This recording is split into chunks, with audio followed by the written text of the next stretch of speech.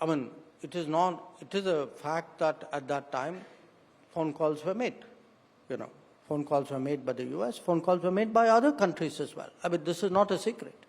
I mean, at least in my case, almost every phone call I had, definitely every American phone call I had, is there on my X account. So when something like this happens, countries do call up. I mean, after all, don't I call up? I mean, when Israel-Iran was happening, I called up. Or when Russia-Ukraine was happening, I called up. So it's in today's international relations, because it is an interdependent world and countries feel, okay, something is happening somewhere, I should know, and particularly, I would say, those who have a stronger history of international relations will do that. But, that is one thing. It is something quite different to assert mediation, or to assert that an outcome which was negotiated between India and Pakistan was not negotiated between India and Pakistan, it was. And that was a consequence of military actions, the way it played out. Oh, absolutely. I mean, look, I've done this before, so you don't want me. I tell people that if on the 9th night we had, President Vance, Vice President Vance conveying that, the Pakistanis were going to do a big attack. And then 10th morning, the Pakistanis now ask for talking to DGMO. What happened in the intervening period? What happened in the intervening period was very bad things to their airfields. I mean, to me, the causality is very clear. The causality is a military happening. Ultimately, how does the course of conflict progress? Yes, it can progress through reason, but mostly it progresses through events on the ground. So something happened militarily on the 10th morning. Now, please look at what happened on 10th morning, and the pictures of the Pakistani airfields tell you what happened on 10th morning. But still, the Pakistanis seem to have found new currency in Washington, and it's probably coming from the crypto route. So is that now a new channel of diplomacy which is working in Washington, and that you have to contend with it? Where are we on these? Because see, a lot of countries are facing these difficulties. A lot of allies of US are facing. For that, you have to get another minister to sit here and answer that. No, it's not me. There are some issues which are of very recent origin. For example, the magnets for the auto industry. That is an outcome of a Chinese export control policy, which is a few months old.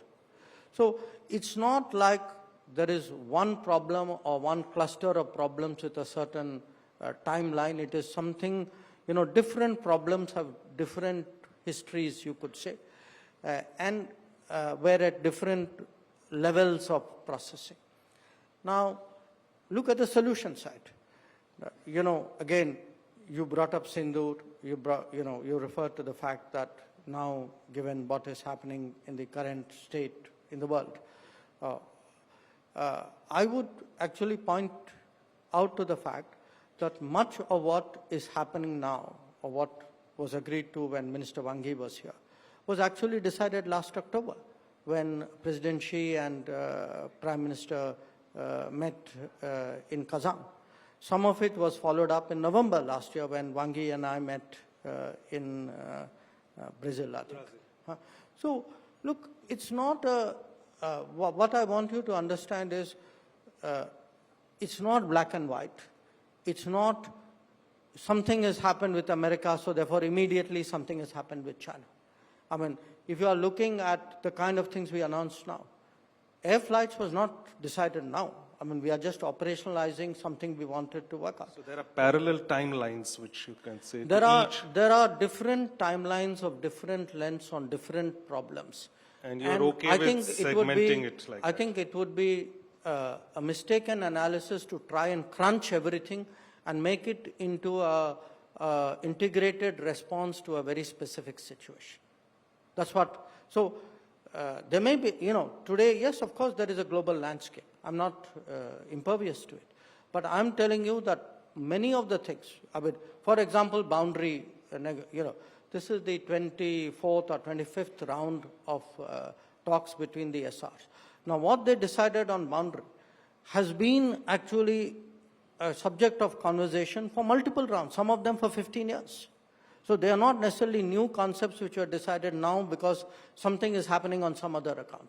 So I want you to understand there is an evolution, there's a flow of that relationship.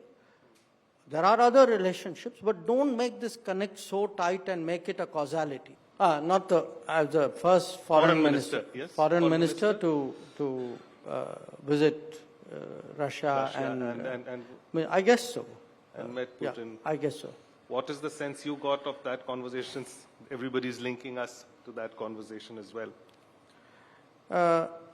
Well, there were two parts to it. I mean, one part of it was our own relations, and we have a practice of annual summits with the Russians.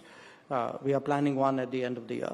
So a lot of it was devoted to what would happen there. It's an annual exercise. That's how the relationship grows. And I'm like the account keeper for the non-military side of it. So the way it is divided is defense minister manages the military side. I do the rest. So a lot of it was devoted to what would happen, what's happening in our relationship, where are we going, what will we do, things like that. And there were some good developments. I think our trade has grown a bit. We would like to grow it further. There's been some mobility of people. We would like to see that increase. We want more market access in Russia, things like that. The other part of it, of course, was the global picture, and particularly since President Putin had come out of Alaska, so he spoke to me about his views on, what was happening. And so, could you give us a window or an understanding of how that conversation has gone and how it's looking in the ground since you're coming from there? Well, obviously I'm constrained in many respects in doing that, but overall, look, where we stand, we've been very clear from the very start that we would like to see an early end to the conflict. We've also taken the view that in any conflict, it's for the parties concerned to sort it out. Okay? Now, in this particular case, because the parties concerned are also comfortable and the Americans took the initiative, we've been supportive of the efforts, because we are supportive of any efforts which would bring about that change.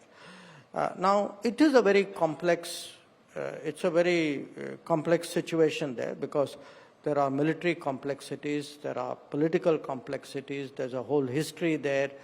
It involves, NATO, European Union. So there are a lot of moving parts there. So it's not as simple as sometimes it appears, in the media. But, overall, as I said, our good wishes are there for an early end to the conflict on terms which obviously the two sides have to set. The same arguments which have been used to target India have not been applied to the largest oil importer, which is China, has not been applied to the largest LNG importer, which is the European Union. When people say we are funding the war or putting money in the coffers of Putin, India-European Union trade is bigger than India-Russia trade. So is American money not, European money not putting money into Putin's coffers? So, and if you look even at trade, look at countries you who say they are getting more from Europe than from us? Is that the point? The overall India, Russia-EU trade is bigger than Russia-India trade. So my point is, look, if the argument is energy, there are bigger buyers. If the argument is who's trading more, there are bigger traders. If the argument is, by the way, percentage of increase, okay? Now, yes, some countries haven't increased the percentage because they've gone and bought oil from Iran, okay? To which also the Americans have objections. So my point, look, there is a certain inconsistency here. And if you look even at exports, I mean, India's exports to Russia have grown, but not that much. I can think of some other countries whose exports have grown dramatically after 2022. And if our exports have suddenly surged, you know what that means. You won't name those countries? I think go look at the trade statistics, it's pretty obvious. They have a history with each other, and they have a history of overlooking their history. So what happens is it's not the first time we have seen things. And the interesting thing is when you look sometimes at the certificates, say somebody in the military will give. It's the same military which went into Abbottabad and found who there. So the issue in a way is when countries are very focused on doing politics of convenience, they keep trying to do this, and some of it can be tactical, some of it can have some other benefits or calculations. But again, look at